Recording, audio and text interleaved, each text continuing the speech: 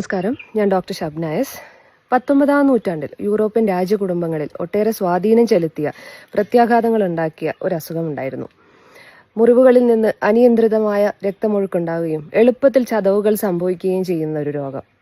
1928കളിൽ Prince Leopold ചെറിയ പ്രായത്തിൽ തന്നെ 30 വയസ്സിൽ തന്നെ ചെറിയ വീഴ്ചയെ തുടർന്ന് മരണം സംഭവിക്കാനിടയായ രോഗം, രാജകീയ രോഗം എന്നറിയപ്പെടുന്ന ഹീമോഫീലിയ. ഏപ്രിൽ 17 ലോക ഹീമോഫീലിയ ദിനം. ഹീമോഫീലിയ എന്ന അസുഖത്തെക്കുറിച്ച് പൊതുജനങ്ങളിൽ അവബോധമുണ്ടാക്കുക എന്ന ലക്ഷ്യത്തോടു കൂടിയാണ് ഈ ദിനം ആചരിക്കുന്നത്. മുറിവുകളിൽ നിന്ന് അനിയന്ത്രിതമായ രക്തമൊഴുക്കുണ്ടാകുക, പെട്ടെന്ന് ചതവുകൾ സംഭവിക്കുക, സന്ധികളിലെ രക്തസ്രാവത്തെ തുടർന്ന് സന്ധികളിൽ വീക്കവും വേദനയും അനുഭവപ്പെടുക എന്നിവയാണ് ഈ രോഗത്തിന്റെ ലക്ഷണങ്ങൾ. നമുക്കറിയാം, നമ്മുടെ ശരീരത്തിൽ രക്തം കട്ടപിടിക്കുവാൻ സഹായിക്കുന്ന ഒട്ടേറെ പ്രോട്ടീനുകളുണ്ട്.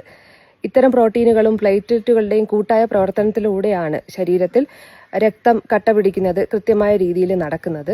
ഇത്തരം ചില പ്രോട്ടീനുകളുടെ അഭാവം കാരണം ഉണ്ടാകുന്ന അസുഖമാണ് ഹീമോഫീലിയ. ഫാക്ടർ 8 എന്ന പ്രോട്ടീനിന്റെ അഭാവം കാരണം ഹീമോഫീലിയ എയും ഫാക്ടർ 9 എന്ന പ്രോട്ടീനിന്റെ അഭാവം കാരണം ഹീമോഫീലിയ ബി എന്ന അസുഖവും ഉണ്ടാകുന്നു. ഇതെങ്ങനെ കണ്ടുപിടിക്കാം എന്നുള്ളത് ഫാക്ടർ SI വഴിയും ജനിതക ടെസ്റ്റുകൾ വഴിയും ഹീമോഫീലിയയുടെ സാന്നിധ്യം കണ്ടുപിടിക്കാവുന്നതാണ്. ഹീമോഫീലിയക്കുള്ള ചികിത്സ എന്ന് പറയുന്നത് ലക്ഷണങ്ങൾ ചികിത്സിക്കുക എന്നുള്ളതാണ്. മുറിവുകളിൽ നിന്നുള്ള ബ്ലീഡിംഗ് തടയാൻ വേണ്ടി ഐസ് ഉപയോഗിക്കുക, മർദ്ദം പ്രയോഗിക്കുക, മുറിവ് വന്ന ഭാഗം ഉയർത്തി വെക്കുക എന്നീ കാര്യങ്ങൾ ചെയ്യാവുന്നതാണ്. അഭാവമുള്ള ക്ലോട്ടിംഗ് ഫാക്ടറുകൾ വെയിൻ വഴി പുറമേ നിന്ന് നൽകാവുന്നതാണ്. ഹീമോഫീലിയ സപ്പോർട്ട് ഗ്രൂപ്പുകൾ ഒരുപാട് പ്രവർത്തിക്കുന്നുണ്ട്. ഇത്തരം ഗ്രൂപ്പുകളുടെ പ്രവർത്തനവും ശരിയായ പിന്തുണയും ഹീമോഫീലിയ രോഗികൾക്ക് ശരിയായ അതിജീവനത്തിനുള്ള വഴികളാണ്.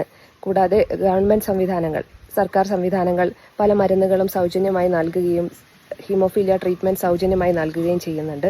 ഇത്തരം സൗകര്യങ്ങൾ പ്രയോജനപ്പെടുത്തിക്കൊണ്ട് സപ്പോർട്ട് ഗ്രൂപ്പുകൾ വഴിയും ശരിയായ സപ്പോർട്ട് നൽകിക്കൊണ്ടും ഹീമോഫീലിയ രോഗികളുടെ അതിജീവനത്തിന് വേണ്ടി നമുക്ക് പ്രവർത്തിക്കാം. നന്ദി.